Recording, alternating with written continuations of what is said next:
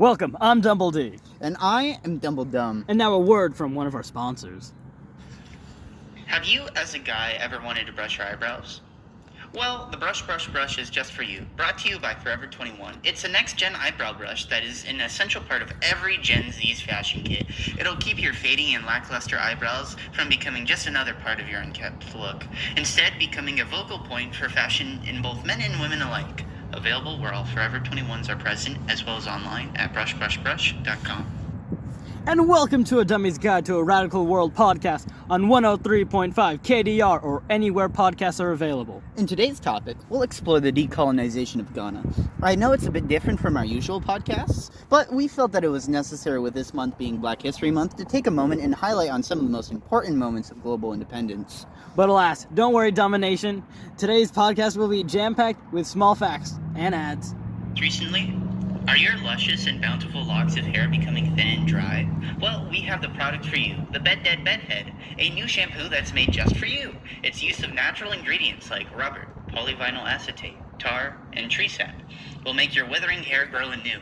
Just text keyword JOB, that's J-O-B-E, JOB, to 334-662-4848 for an exclusive discount today. Limited time only. Side effects may include nausea, sticky hair, and lack of sleep. So please, buy your Bed Dead Bedhead today. That will be sure to never be of any real use in the real world. To understand how independence of Ghana even occurred, we first need to explore the factors that allowed for decolonization to begin. Agreed, Dum-Dum. Let's go back into the 1900s where World War I was still being fought around the world. One of the most famous naval crafts was the German U-boats, which monitored the seas, which at the time were incredibly difficult to detect. In addition to these German U-boats, the conquest of the Far East by Japan and wartime propaganda from Germany influenced Africans to become more independent, and Africa was forced to become self-sufficient. That is correct. With the lack of trade with their usual partners, the Europeans, Africa could no longer rely on Europe for support, and history shows that Africa did indeed become more self-sufficient as new towns were created, and also led to existing towns doubling in size. As urban community and industries grew, so did trade unions. Additions to trade unions, urbanization brought about increased literacy, which allowed for pro-independence newspapers to be born.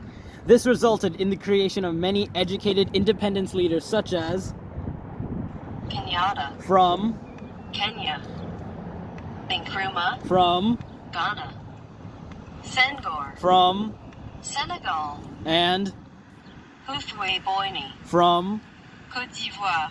all came to lead the struggle for African independence. This and many more reasons accumulated following World War II, making it necessary to break away from Europe due to the fact that... And now a word from another one of our sponsors that you love. Have you ever wanted an easy computer on the go? Well, I think that the Stalker 3000 will be just for you. It's an easy, transportable watch that allows you to do all the things you could do on a computer and more. Writing an email to your boss to ask for an early pay to buy the Stalker 3000? No problem. Need to search up embarrassing things without anybody noticing? We have you covered. Just call 580-295-5532. That's 580-295-5532. And get your Stalker 3000 today for a limited time price of $19.99, and will include an exclusive Dummies Guide shirt just for you. Creepy things may include location tracking, collection of personal data, collection of biostats, publicity of search history. So buy the Stalker 3000 today. A disease threatened the cocoa farmers. This disease was damaging cocoa farms at an extremely high rate, and despite scientific research, the only solution to this was to cut out the infected trees. This didn't please the farmers, since at the time the price for cocoa was sky high. It was necessary in the eyes of Ghana to separate themselves from Europeans and Westerners as a result, who are most likely the main reason for why the demand and price for cocoa was so high. On top of this, the two world wars greatly crippled these powerhouse countries and showed the colonies that they weren't invincible. With this in mind, many of these colonies began to fight for their independence, especially in Africa. The fight for Ghana's independence began, though not through violence like the American Revolution. Some notable movements for the fight for independence were fought by Ghanaian women. Ghanaian women were proactive in the organization of rural resistance, cultural nationalism, religious protests, labor movement, and political protests. They also started organizing anti-colonial activities and in disseminating nationalist ideals. Ghana began their movement towards independence in May of 1956, where a white paper was proposed with proposals for Gold Coast's independence. And now a word from our sponsors. For an exclusive limited time price. What? You ever Wrong wanted ad. an unbreakable phone that is old as time itself? Well, get the Nokia 3310 today. It's virtually indestructible. It's essentially a brick that can call. Sure, it may not have that sleek, slender look of Samsung or the iPhone. Maybe it's nowhere near the capabilities of your average phone or even computers from 10 years ago. But it can't break. It can even stop bullets. So get your calling brick today. Only for an exclusive limited time price of $0. That's right. We'll give it away for free. We're just that desperate. So get your Nokia 3310 today. Legal where products are available. Illegal in 50 states. Welcome back, folks, to A Dummy's Guide to a Radical World. In August 1956, the Gold Coast Assembly adopted Kwame Nkrumah's resolution to demand independence from Britain. The British government agreed if the majority of the official consensus could be obtained. The results were revealed after this word from one of our Dark Lords.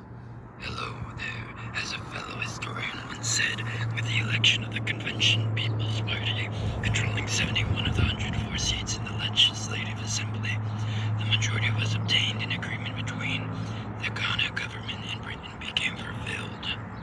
Thank you, Dark Lord number 7. Ghana becoming an independent state on March 6, 1957, with Britain relinquishing its control over the Gold Coast in Ashanti, the Northern Territory Protectorate, and British Togoland. However, Ghana later became an independent nation that year after a motion was passed with a unanimous vote by the people, which directed the government to demand independence from Britain. After Ghana became independent, it went through a series of events under the first President Nkrumah, later dictator of Ghana. Later, a military coup overthrew the government and expelled many foreigners from Ghana. It wasn't until 2000 where Ghana would witness a peaceful transfer of civilian power from one president to another. Well, folks, looks like that's all the time we have today. Come back tomorrow at 2:30 Pacific Eastern, or find a recording of this and other podcasts under the code name Dummies to find more contents just like this. With that, we would like to thank today's sponsor, Water. Have you ever felt thirsty? Well, water is the answer for you. No longer will you be drowning in the endless choices of sodas and juices. Instead, you could be experiencing the refreshing taste of water. Water, the perfect drink made just for you.